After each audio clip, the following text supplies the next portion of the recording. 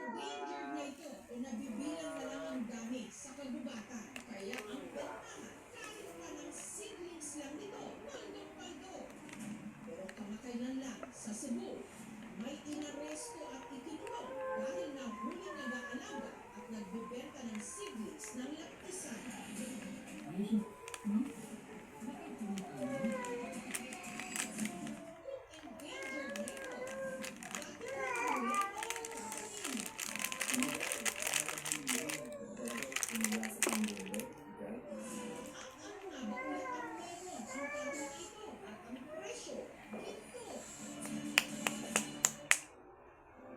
Sa isinagawang entrapment operation ng NBI Cebu District Office sa isang bakuran, huli sa akto ang ginang na ito na nag-aalaga at nagbibenta ng mga seedling ng lakmisan.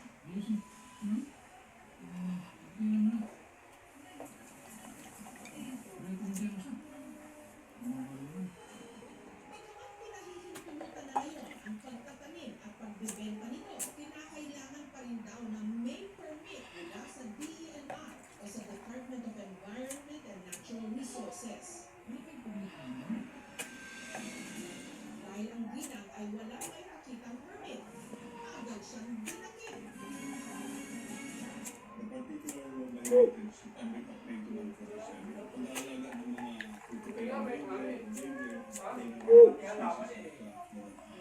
Ang nasa 1,000 seedlings Kasi malaki ang kaya ko eh. ang tinatawag ng kakahalaga ng humigit kumulang 300,000 pesos.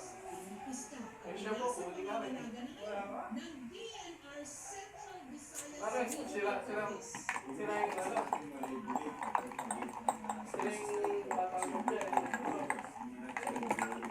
Buhay nila. Sila yung benta nila. Sila yung pera. Ang ginang na